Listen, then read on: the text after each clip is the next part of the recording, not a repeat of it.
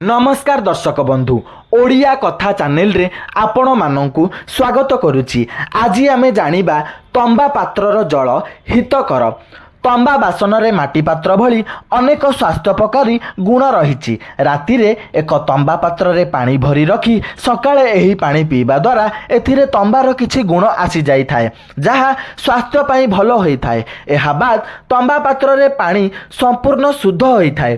तंबा पात्र रे प्रत्येक समय रे पानी पी हेबो, किंतु सकाळ समय रे खाली पेट रे एहाको पीबा अधिका लाभदायक होई थाए। राति रे सोइबा बेले तंबा पात्र रे पानी रखी सकाळे उठी एहाको पीबा स्वास्थ्य पई बेस भलो होई थाए।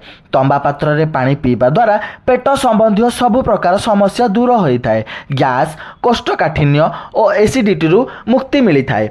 तंबा पात्र रे पानी यकृत और वृकक को सुस्थ रखी थाए। विभिन्न प्रकारर संक्रमण रु यह शरीर को रक्षा करी थाए। तंबा पात्र रे थिबा मिनेराल थाइरॉइड रोग दूरेई देबार सहाय्य करे। तंबा पात्र रे थिबा एंटीऑक्सीडेंट अकाल बार्धक्य को रोकिबारे सहाय्य करे।